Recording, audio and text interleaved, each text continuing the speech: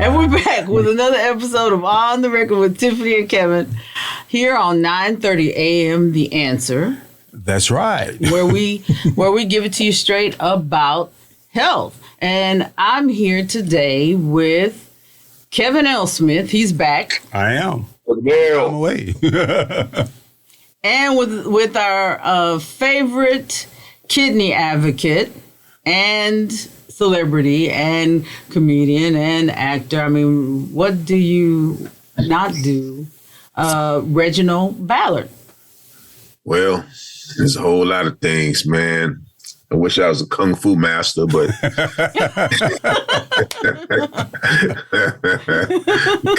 my mother made me stop taking kung fu when I was a kid. Told me it was too dangerous, so she told me she made me play football. I'm like, really? Is that why you have all the pictures of Bruce Lee behind you? Like I know exactly. I was a Bruce Lee fan.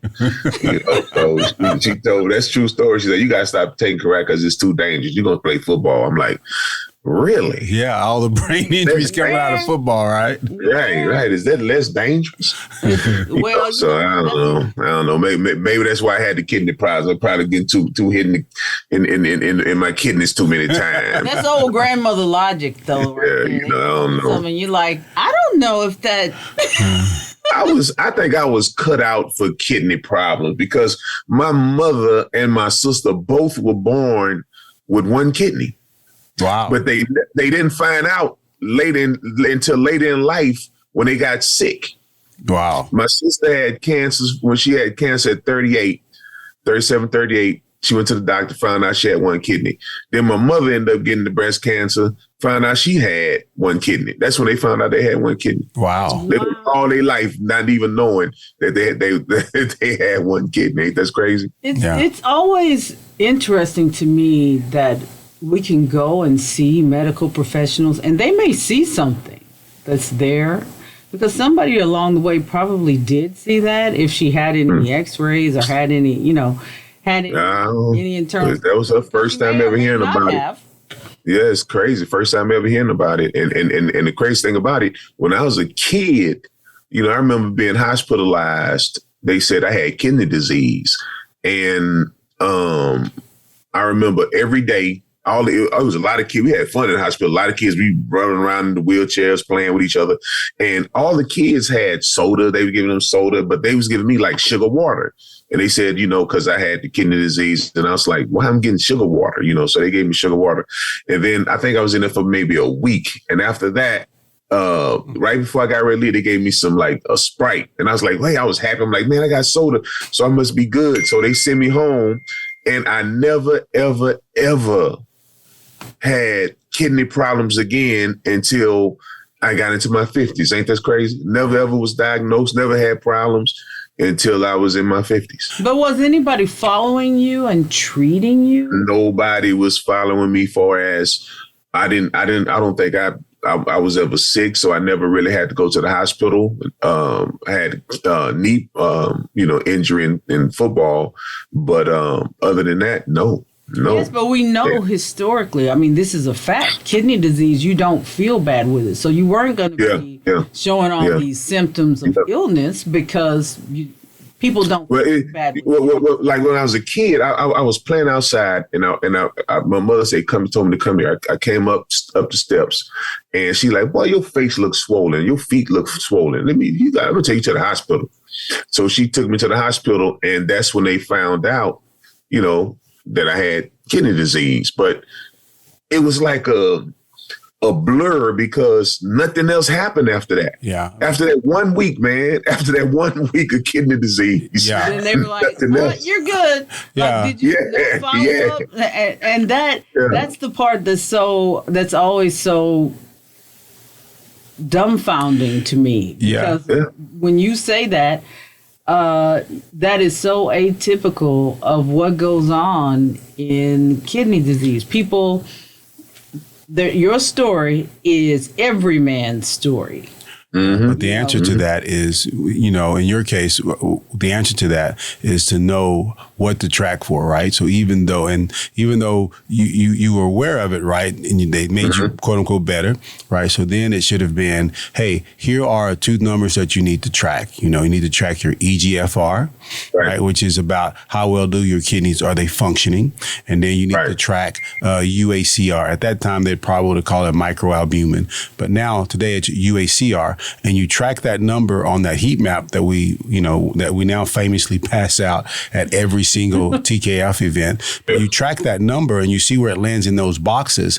And what's in those boxes is there's a medical version of that box that has treatments in it. Like it recommends treatments. So that's why it's important. Like we did genetic testing last week. So if you come back with some indication of a genetic predisposition for a particular type of kidney disease, right? And even though you don't show any signs of it right now, which is good, it hasn't awakened in you, right? But you know that now you have this thing genetically going on, and you should be tracking your kidney function and also making sure there's no damage. And let's go back and visit what you just said. Well, first of all, UACR stands for urine albumin creatinine ratio. Right.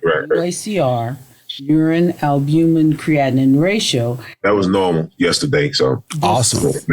Yeah. Everything. Every time I look at my blood work, I see the green and the red. Was red, is abnormal, either high, low, and everything else was green. So, it was like creatinine was a little high. Well, last time it was 1.37.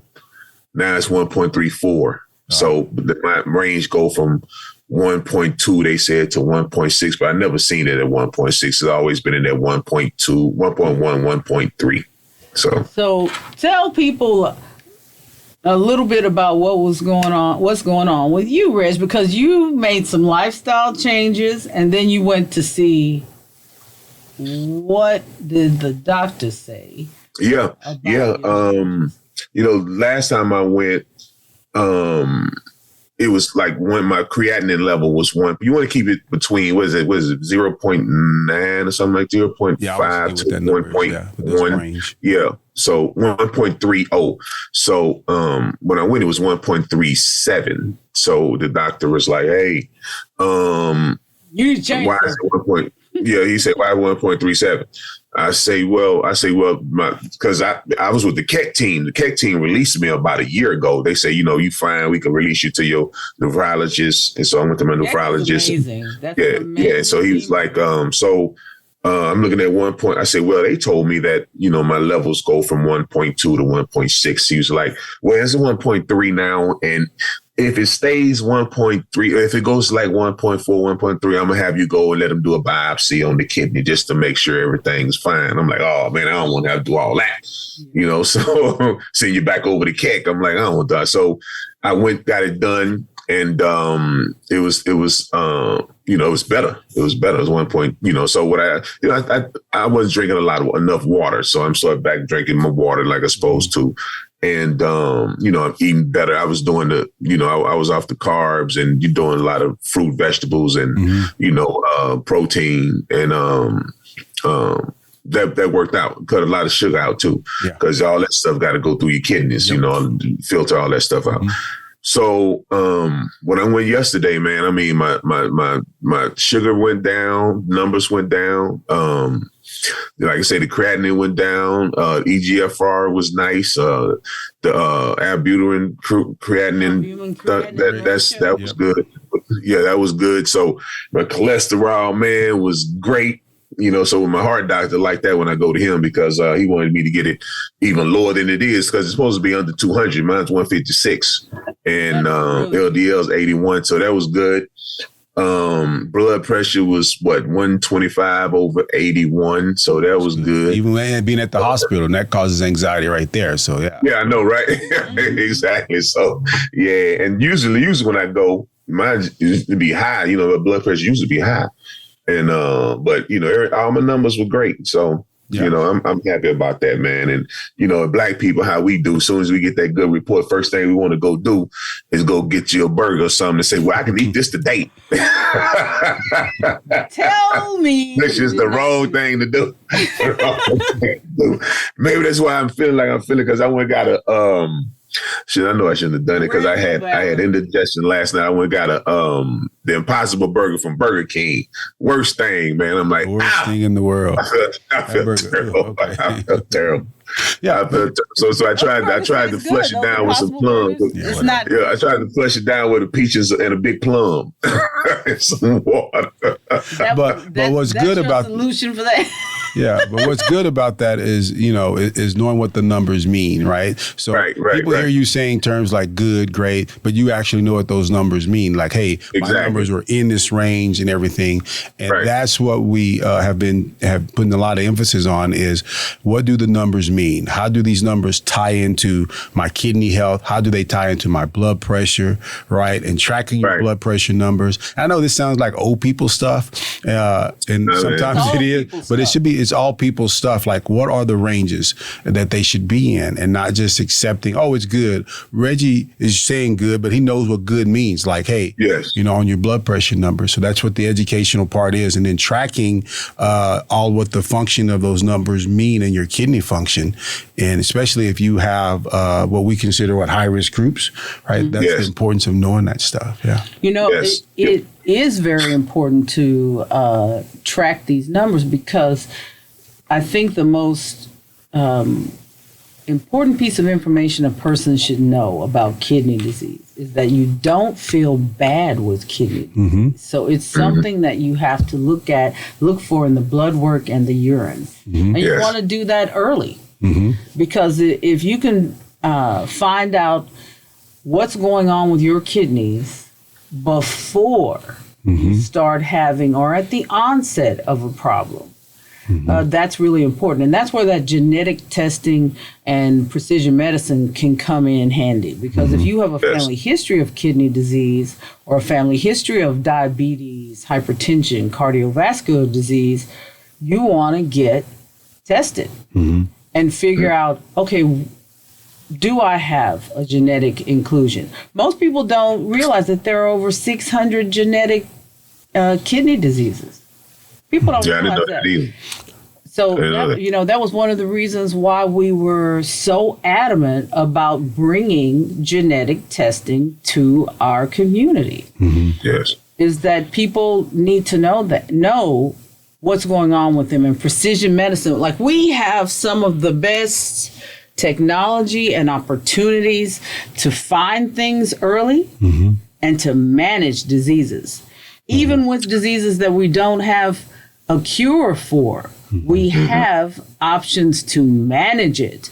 And we can make decisions in terms of how we eat and what we're doing that help and enhance the therapeutics that we do have. Can I kind of dig in, unpack a little bit what you just said so by early, what we mean is stages 1 and 2.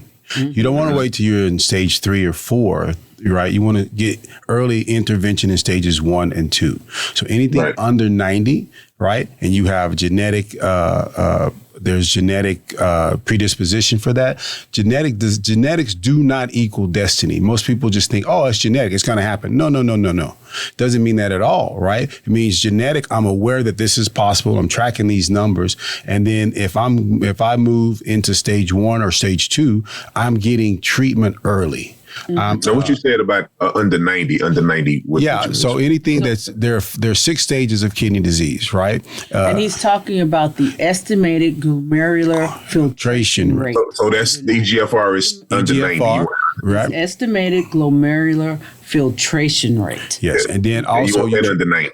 Yeah, it needs to be better than 90. So if it's under 90, right, you're losing kidney function. And then you want to make sure there's no damage. If it's under 90, you're losing kidney function. Yeah, your kidneys aren't functioning optimally, right? They're still functioning. There's nothing to panic about, right? But they're still functioning. You just want to be aware of that. And then you also want to get treatment. There are medications that are involved with treating you. And then you want to look at your UACR, which is a less common test.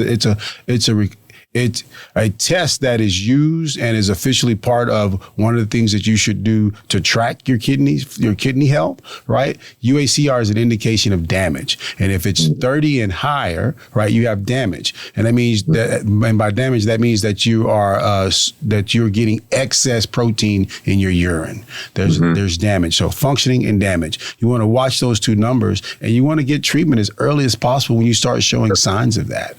And that's the importance of it. Is there damage? And then is there function loss? And those are simple tests. Very simple tests. It's become a game with me. Now, I've been a competitor all my life, football and track and all that. So to me, it's like now, man, I'm doing things so that the next time I go to the doctor, I want to see the numbers improve each time I go. So it's like it become a game when you know the numbers. You can have fun with it. Say, okay, I know what this is supposed to be. I know what this is supposed to be. Now, when I do this, I know every time I go to the doctor, this number going to be right here because this is what I'm doing. If I'm not doing this, I know now when I go to the doctor, like my sugar might be high because I know I've been eating this and I shouldn't be eating. So it's like a game with me now. Now I know, okay, I'm cutting this out. So when I go to the doctor next time, because a lot of us, we be nervous to go to the doctor because we know that our number's going to be off. In the back of your head, especially if you're diabetic, your numbers more than anything. Your number, your sugar numbers was what that's supposed to be, and what your blood pressure is supposed to be. Nobody know what the kidney function and the numbers is supposed to be. Nobody know that kind of stuff. White blood cells, red blood cells, and all that. Because I think my white blood cells was a little low, but nobody know.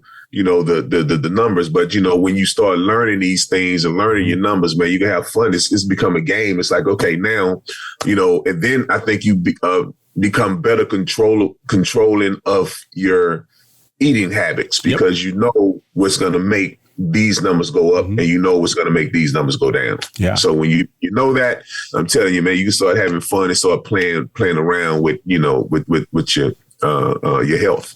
Yeah. Because take it more seriously. Yeah, for the better. Take it seriously. Yeah, and when you find out about this, you're just like, what? Why didn't anyone tell me? Because the question that people often ask me is, well, you're a doctor? No, I'm not a doctor. I'm a patient who's concerned about his health, right? And this information is out there. It's available. He's a patient who experienced having his health compromised and had to figure out, what do I need to do so I can maintain what I have and possibly regain back what I've lost? Yeah. Right. And that's the cool thing about it. When you educated on your health and your body, when you feel yourself off kilter, when you know something is wrong, it won't hurt to go get it checked out I just found out my neighbor down the street, he just got diagnosed with prostate cancer, and but I think they caught it early. So and see, one of the reasons I always want to know. You want to know. Yeah, don't be like, I don't want to know, man. If anything wrong with me, I don't want to know. Just, we all got to die something. Yeah, we all got to die something, but you don't have to suffer. Yeah. That's right. And one of the reasons why the three of us came together is that we give out free early detection testing through the Texas Kidney Foundation. That's what the Texas Kidney Foundation exists for, is finding diseases, finding kidney diseases early. And so we do free EGFR testing at our fairs. At our health fairs. And that is really, really important. We've done over 29,000 of them. That's why we're able to tell you unequivocally, hey, this is an important piece of the puzzle. Yeah. And we found the disease in 36.15% of the people that we've tested. Now we know that because you've been reading the numbers we've been now. Well, look at you. I love I'm not just reading the numbers that we put out. I read the reports that we were doing with the National Institute of Health and with our NIH funded fellow. We've teamed up with the National Institute of Health and pulled AI ML learning through the Texas Kidney Foundation's data. And that, the three of us may be patients that are going through this, but we've gotten some really kick butt doctors to come in and scientists to look at the work that we're doing.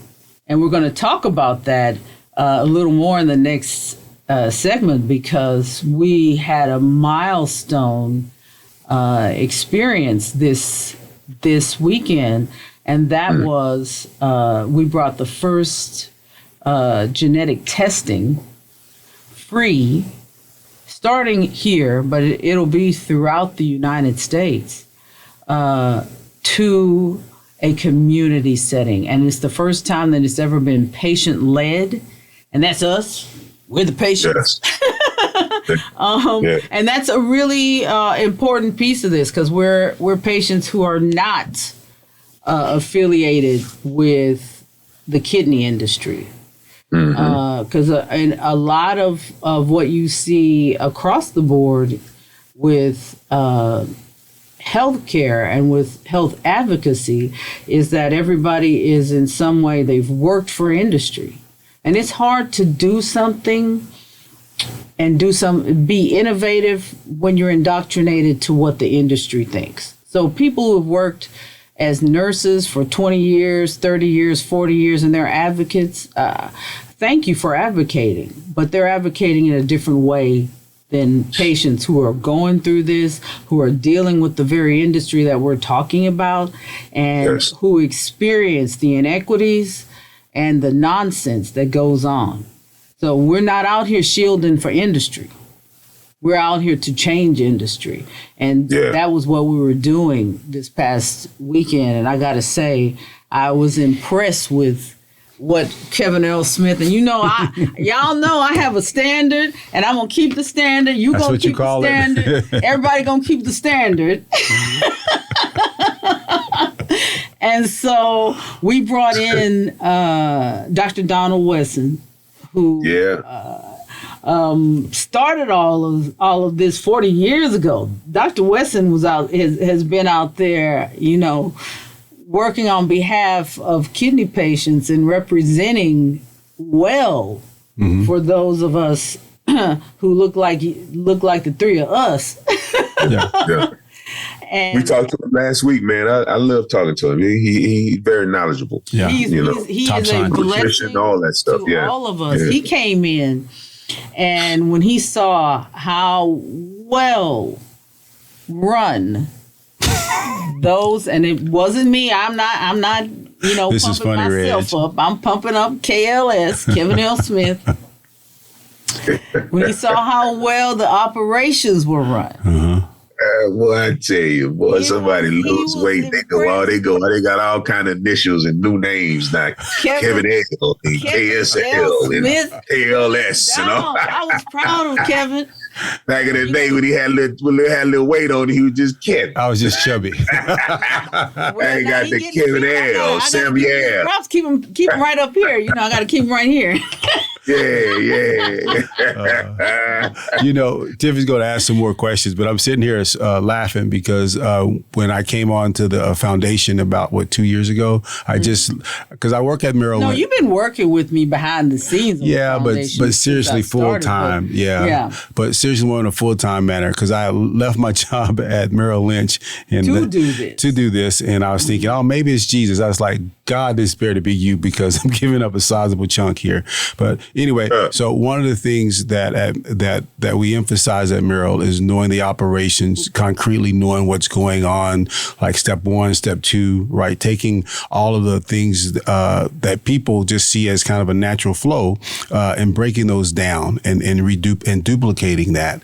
And so one of the things that when I came in, I was asking Tiffany, I said, hey, I want to go into the screenings and to the and look at the health fairs, because I want to be able to really know what's going on. Because a lot of times when you're on the board and everything, people come up with a lot of brilliant ideas, right? You're like, that ain't going to work in the real world. And they're missing things, what we would always say, in the margins. It's always those marginal things that people are missing, right? So that's what I brought. So I bring that 10 years of experience from Merrill Lynch and understanding operations and systems. And I was trying to apply that here in the setting here at at the Texas Kidney Foundation. So, and you've been listening to On the Record with Tiffany and Kevin, and stay tuned and come back to 9:30 a.m. The Answer, so you can hear what we did that was historic and how San Antonio is playing into history.